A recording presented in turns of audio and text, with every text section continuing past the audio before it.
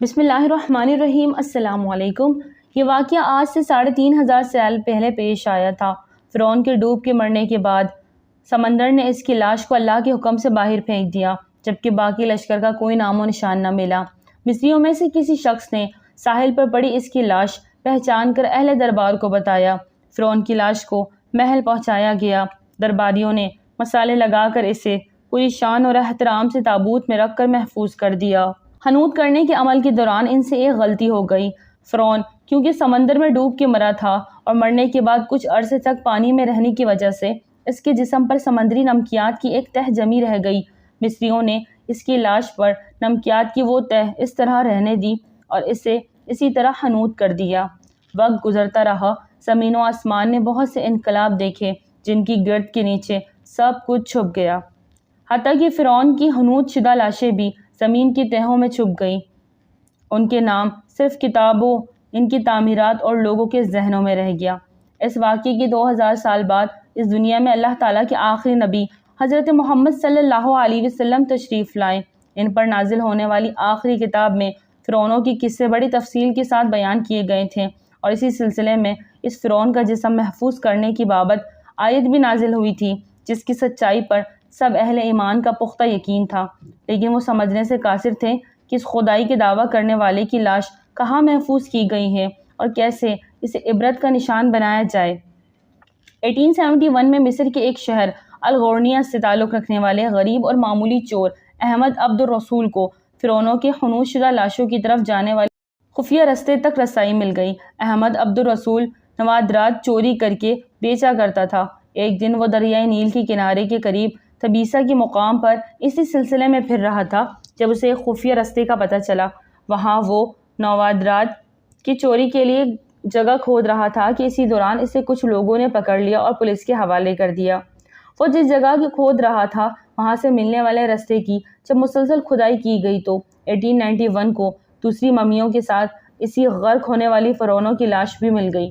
اس کے کفن پر سینے کے مقام پر اس کا نام لکھا ہوا تھا۔ ان ممیوں کو ماہرین قاہرہ لے گئے۔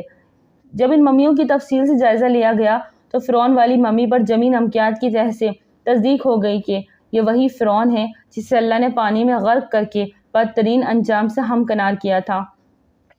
یہ بہت بڑا واقعہ تھا۔ اس کی تصدیق کے لیے دنیا بھر کے ماہرین، آثار قدیمہ اور سائنسدان مصر کی طرف امٹ پڑے۔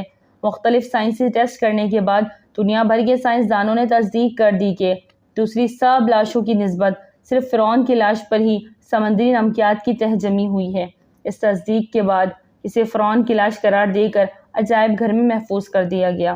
1982 میں فرعون کی ممی خراب ہونے لگی تو اس وقت کی مصری حکومت نے فرانس کی حکومت کو درخواست کی کہ فرعون کی ممی کو خراب ہونے سے بچایا جائے، نیز جدید سائنسی ذرائع سے اس کی موت کی وجہ بھی معلوم کی جائے۔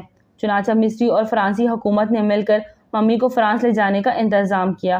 جب فرعون کی لاش کو فرانس پہنچایا گیا تو ایئرپورٹ پر اس دور کے فرانسیسی صدر بذات خود حکومت کے اعلیٰ عہدیدار تمام وزراء اور فوج کے افسران کے ساتھ استقبال کے لیے موجود تھے۔ فرعون کی لاش کا استقبال کسی عظیم زندہ بادشاہ کی طرح کیا گیا۔ فوجی دستوں نے سلامی دی۔ فرعون کی ممی کو ماہر ڈاکٹروں کی ٹیم کے حوالے کیا گیا۔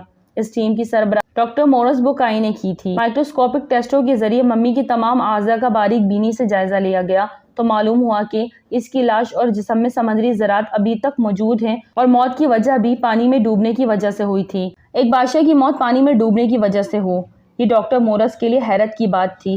اس نے اس ممی کے بارے میں مزید جاننے کی کوشش کی تو اسے معلوم ہوا کہ اس بادشاہ کی موت کے حالات مسلمانوں کے نبی حضرت محمد صلی اللہ علیہ وسلم پر اتری کتاب قرآن میں تفصیل سے درج ہے۔ اسے علم تھا کہ جہاں سے یہ لاش ملی ہے وہ ایک اسلامی ملک ہے۔ چنانچہ تجسس کے ہاتھوں مجبور ہو کر وہ مصر پہنچا۔ وہاں ایک سائنسدان تھا۔ اس نے اس معاملے میں مصر کی ہی ایک سائنسدان سے ملاقات کی۔ اس سائنسدان نے قرآن پاک کھول کر اسے سورۃ یونس کی آیت 90 اور 92 کا ترجمہ لفظ بلفظ سنایا۔ فرعون کا خدائی کا دعویٰ، اس کا پانی میں ڈوب کر مرنا اور پھر پانی سے نکل کر اس کی لاش کا حنوط ہو جانا، پھر دوبارہ لاش کا ملنا اور پھر اس کی لاش کو جدید سائنسی دور میں دوبارہ محفوظ کیا جانا، سب کا اشارہ ایک جانب تھا اور وہ بہت واضح تھا: تجھے بعد میں آنے والوں کے لیے عبرت کا نشانہ بنا دوں گا۔ فرعون کی لاش ایسے محفوظ کر کے دنیا کے سامنے لا کر رکھ دی گئی ہے کہ انٹرنیٹ کے ایک کلک پر رسائل و ٹی وی چینل اور عجائب گھر میں اربوں انسانوں کی آنکھوں کے سامنے کریہ اور ہچ کی قابل ترس حالت میں موجود ہے۔